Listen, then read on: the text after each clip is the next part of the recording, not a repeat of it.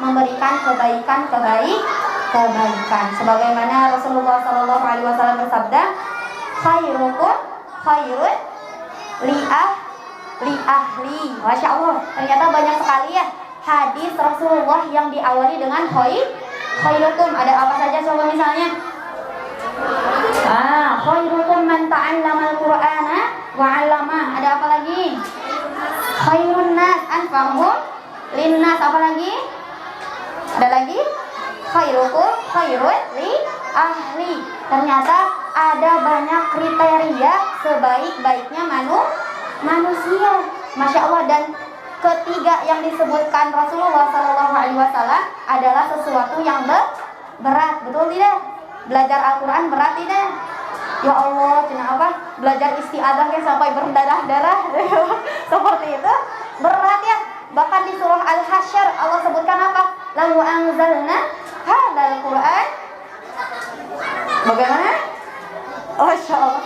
Andaikan Al-Quran ini Allah turunkan di atas gunung, pasti gunungnya akan takut dan akan hancur. Disebabkan apa? Disebabkan ketakutannya kepada Allah. Disebabkan begitu beratnya isi Al-Quran. Masya Allah. Maka khairukum man ta'allama al-Qur'ana wa 'allamah adalah sesuatu yang sangat berat. Kemudian khairun nas anfa'uhum, sebaik-baik manusia adalah yang paling bermanfaat. Jadi orang bermanfaat sulit atau mudah? Salah satunya senyum aja ke teman kanan kirinya, sulit tidak? Apalagi nggak kenal gini kayak patung.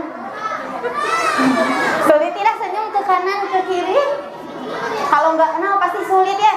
Khawatir jadi so akrab. Nah, itu sudah berprasangka buruk duluan. Atau misalnya saling berbagi makanan. Aduh, aku gak lapar gitu ya. Berat tidak berbuat baik menjadi orang yang bermanfaat. Kemudian yang terakhir, khairukum khairun li ahli. Sebaik-baik kalian adalah yang paling baik kepada keluarganya. Teteh ibu di sini ada yang berprofesi sebagai guru? Ada tidak? Coba ke adiknya sendiri ngajarin apa misalnya? Ikro atau matematika ke adiknya sendiri. Kalau nggak bisa kesel nggak? Kesel ya. Tapi kalau ke anak lain, Masya Allah Bapak Salih sini sama ibu guru. Kadang suka gitu ya. Yani pun kadang kayak gitu. Jadi tidak punya adik, jadi belum menikah, jadi belum punya anak, tapi punya keponakan. Nah, kalau diajarin nggak bisa-bisa kadang ada keselnya. Kenapa? Karena seringnya interaksi, karena lamanya waktu kita bertemu. Tapi dengan santri sendiri, karena hanya 2 jam, hanya 1 jam, jadi kayaknya teh nyaah banget gitu kayaknya teh ya. Betul tidak? Ibu ke anak sendiri ada keselnya. Kalau ke anak orang lain yang disalahkan anak sendiri, betul tidak? Kadang seperti itu ya. Misalnya lagi main bola atau lagi apa, anaknya kepukul sama orang lain, yang disalahkan tuh misalnya harusnya yang disalahkan anak orang lain karena sudah mukul anak kita. Tapi karena kita nggak enakan, nggak apa-apa, nanti bisa sembuh, nanti kita obatin. Nah, terkadang kita lupa ya bahwa yang pertama harus kita berbuat baik, yang harus kita penuhi haknya adalah keluarga kita terlebih dahulu. Nah, maka dari 3 hadis ini bisa disimpulkan bahwa setiap yang Rasulullah sampaikan adalah sesuatu yang berat, yang perlu terus dilatih. Karena kata Allah di dalam surah Al-Buruj kalau tidak salah, wa ma adraka mal aqabah. Gimana ayatnya? Ada yang ingat? Fakku raqabah, bahwa Allah menciptakan 2 jalan. Salah satu jalannya adalah jalan yang menanjak, dan jalan yang menanjak itu adalah jalan yang Allah cintai, jalannya para nabi, jalannya para rasul. Kenapa? Karena di sana akan menghantarkan kita pada ridhonya Allah. Masya Allah ya. Maka insya Allah kita terus berlatih untuk bisa menjadi sebaik-baiknya manusia. Bisa dengan belajar dan mengajarkan Al-Quran, bisa dengan menjadi manusia yang bermanfaat, dan menjadi sebaik-baiknya kepada keluarga. Nah, di saudara ini kata ibu teman-teman ada 2 atau 3 ada saudara jalur nasab, artinya satu darah. Mahram kita, adik, kakak. Nah, itu adalah jalur nasab. Ada jalur nasab seayah dan seibu, ada jalur seayah saja, ada jalur seibu saja. Paham tidak? Insya Allah paham ya. Misalnya ada yang bercerai, kemudian menikah, punya anak sambung. Nah, itu juga jalur nasab misalnya. Atau misalnya berpoligami seperti itu masih saudara kita. Atau misalnya saudara sesusu. Nah, hati-hati ketika ibu